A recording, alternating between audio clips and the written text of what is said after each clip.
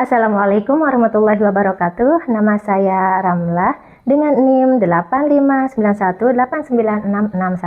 Hari ini saya akan mempresentasikan sebuah tugas dari bidang filsafat ilmu. Nah, kira-kira apa pembahasannya? Mari kita simak bersama. Cuy.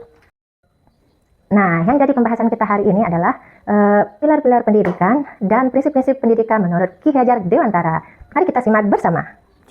Nah, yang pertama pembahasan kita hari ini yaitu tentang pengertian pilar. Apa sih itu pilar? Pilar di sini dalam bahasa Yunani berarti tiang atau penyangga. Sedangkan menurut istilah artinya dalam pendidikan berarti dasar-dasar utama untuk menopang atau menyangga keseluruhan dari sistem pendidikan. Apa-apa saja pilar dalam pendidikan itu? Jadi, pilar-pilar yang dimaksud dalam pendidikan itu ada dibagi menjadi 4. Apakah itu? Yang pertama adalah learn to know. Ya, yang kedua adalah learn to do. Dan yang ketiga adalah learn to live together. Dan yang terakhir adalah learn to be. Nah, pembahasan yang kedua yakni tentang prinsip-prinsip dalam pendidikan menurut Ki Hajar Dewantara. Siapakah Ki Hajar Dewantara? Ki Hajar Dewantara adalah seorang tokoh nasional pendidikan yang dimana memiliki yang pertama kali membuat taman siswa yang memiliki 3 prinsip dalam ilmu pendidikan. Yang pertama adalah Ingarso Sungtulodo. Maksud dari Ingarso Sungtulodo ini adalah yang di depan memberi contoh. Siapa yang di depan beri contoh ini? Yang dimaksud adalah guru. Guru harus menjadi contoh atau teladan bagi siswa-siswa atau anak didiknya. Guru harus disiplin, harus jujur, ramah, dan sebagainya. Jadi itulah baru dikatakan sebagai yang di depan memberi contoh. Yang kedua adalah ing madya mangun karso. Artinya yang di tengah memberikan semangat. Nah, maksud dari yang di tengah memberikan semangat ini adalah guru harus inovatif dan kreatif bagaimana untuk membangun kreativitas yang dimiliki sama anak. Dan yang ketiga adalah tuturi handayani. Tuturi handayani adalah yang di belakang itu sebagai dorongan. Nah, yang maksudnya yang di belakang sebagai dorongan ini adalah guru sebagai motivator. Guru yang membimbing anaknya, guru yang memotivasi anaknya agar anak itu bisa percaya diri, agar anak itu bisa mandiri. Pembahasan yang ketiga adalah menganalisa relevansi dan tantangan prinsip-prinsip pendidikan di era digital. Apa saja itu? Yang pertama, ya, relevansi dari prinsip pendidikan yang pertama yakni tentang Ingarso Sungtulodo. Apa relevansinya? Di sini adalah guru sebagai teladan bagi siswanya itu harus memberikan contoh kepada siswanya bagaimana memanfaatkan teknologi dengan sebaik-baiknya agar tidak disalahgunakan oleh siswa-siswa. Nah, yang kedua adalah ing madya mangun karso. Ing madya mangun karso di sini relevansinya yaitu bagaimana guru dituntut untuk kreatif dan inovatif dalam memanfaatkan teknologi yang ada. Nah, relevansi dari tuturi handayani ini, guru berperan sebagai pembimbing atau penasehat bagaimana anak-anak itu melakukan pembelajaran, contohnya pembelajaran jarak jauh atau via sosial media dan sebagainya. Nah, tantangan-tantangan dari prinsip tersebut di sini ada beberapa, yakni yang pertama tentang pembelajaran daring. Pembelajaran daring di sini tantangannya yakni akses internet yang kurang stabil. Tantangan kedua yakni tentang literasi digital. Anak-anak lebih pintar menggunakan HP tapi tidak bisa membedakan mana yang benar dan mana yang hoax, mana yang harus ditonton dengan mana yang tidak.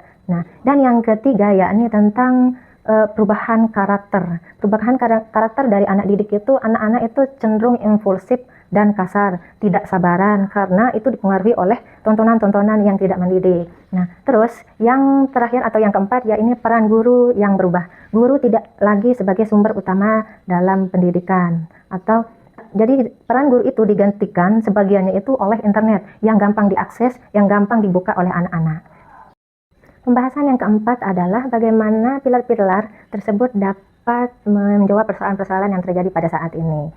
Yang pertama yakni tentang learn to know. Learn to know ini artinya yaitu belajar untuk mengetahui. Apa saja sih persoalan-persoalan dalam learn to know ini? Yakni ketergantungan anak pada hafalan-hafalan dan rendahnya kemampuan literasi pada anak. Bagaimana pilar-pilar ini menjawabnya? Pilar-pilar ini menjawab persoalan ini dengan mengajak anak untuk berpikir kritis, mencari sumber ilmu, dan memproses informasi. Pilar yang kedua yakni learn to do. Bagaimana cara kita untuk berbuat. Nah, di sini persoalannya kebanyakan lulusan-lulusan dari kampus dan atau universitas itu lebih bisa dikatakan kurang kreatif dan kurang siap untuk menghadapi tantangan hidup pada saat ini. Jadi bagaimana pilar ini menjawab persoalan ini, yakni dengan cara melatih anak bagaimana anak itu agar siap dan terampil dalam menghadapi persoalan-persoalan atau era pada saat ini. Bagaimana pilar ini menjawab persoalan ini, yakni dengan cara melakukan pembelajaran yang aplikatif dan kontekstual. Pilar yang ketiga yakni learn to live together. Ya, maksud dari learn to live together ini adalah bagaimana kita belajar untuk hidup bersama. Persoalan-persoalan yang terjadi pada saat ini yakni banyaknya kasus pembulian, intoleransi, dan tawuran. Nah, bagaimana pilar-pilar ini menjawab persoalan ini, yakni dengan menguatkan pendidikan karakter, menguatkan pembelajaran interaksi. Pilar yang keempat ini adalah learn to be. Bagaimana kita menjadi diri sendiri, belajar untuk menjadi diri sendiri. Nah, apa sih persoalan-persoalan pada kasus ini, yakni kurangnya percaya diri, terus krisis identitas, tekanan mental dan pendidikan yang beragam. Bagaimana pilar ini menjawab persoalan ini? Yakni dengan melakukan pendidikan yang mendalami tentang jati diri. Dari pembahasan tadi dapat kita ambil kesimpulan bahwa permasalahan-permasalahan dalam pendidikan itu tidak hanya bagaimana menambahkan materi atau menambahkan jam pelajaran, akan tetapi dari pilar ini dapat mengingatkan bagaimana otak itu harus seimbang. Keempat, pilar ini mengingatkan kita bagaimana untuk memiliki otak yang cerdas, tangan yang terampil, hati yang beradab, dan jiwa yang kuat.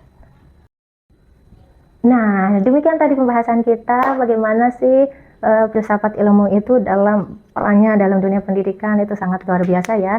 Semoga apa yang dipresentasikan tadi itu bermanfaat dan diberkahi Allah Subhanahu wa taala. Kurang lebihnya saya pribadi mohon maaf. Wabillahi taufiq wal hidayah. Wassalamualaikum.